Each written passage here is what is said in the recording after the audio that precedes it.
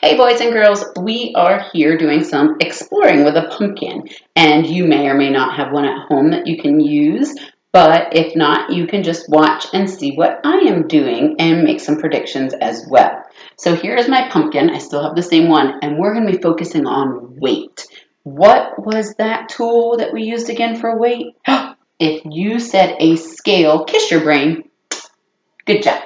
All right, so I'm going to show you our balance scale. Now, unfortunately, I don't have enough weights for the weight of our pumpkin. But what I'm going to do is we also talked about the fact that we can use comparisons. I can say that one thing's heavier than another, okay? So remember with my balance scale, that arrow has to be right there in the middle in order for it to be balanced. It does look like the side's down a little bit more, but I'm looking at the arrow right here that it's pointing. So I have something called gram stackers because we're going to weigh in grams. This one is 50. You're going to see Mrs. Kiger doing some quick mental math. This one's 20 grams. This one's 10. This one is 5 grams. And this one is 1 gram. I'm going to use these to tell you the weight of an apple.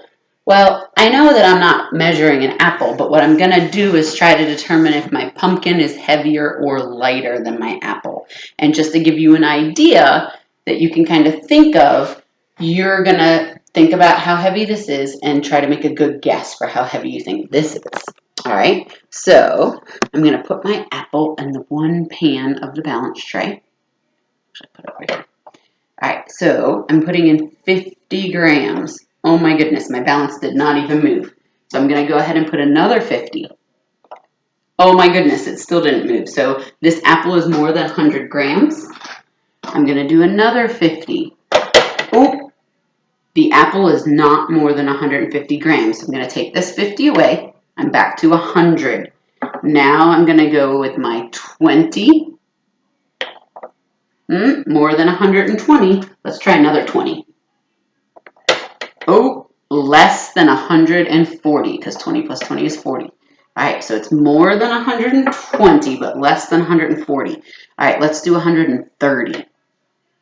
Oh, 130 is a little bit more. So now I'm going to take off my 10 and switch it out for my 5. So 125. Oh, it's more than 125. Now I'm going to use my little ones. This is 125, 126. Ooh, it's going down a little bit. 127. Oh, almost there. 128. Look, it's right back to the middle. So this apple weighs 128 grams.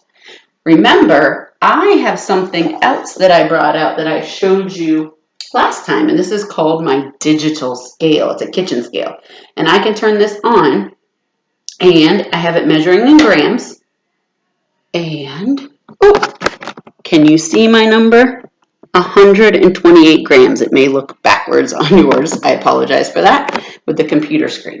All right, so this apple weighs 128 grams. Now, yes, my pumpkin is bigger, but remember, size doesn't always matter. It's what matter. It's what matter is filling up the pumpkin or inside of the pumpkin. So if this is 128 grams, it's not super heavy. Remember, I can pick it up with one. Here's my apple. So let's say this is about 130 grams. The pumpkin obviously weighs more. If I was on a balance scale, it would be like this. Very good. It weighs more. I don't know. Maybe about 5 or 6 of my apples. Go ahead and give your guess. Post reply or hit reply.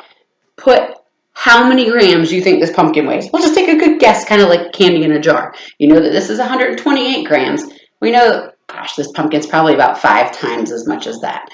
Take a big guess. What do you think my pumpkin weighs? Put it in the discussion and then come back and check and we'll find out how much my pumpkin weighs.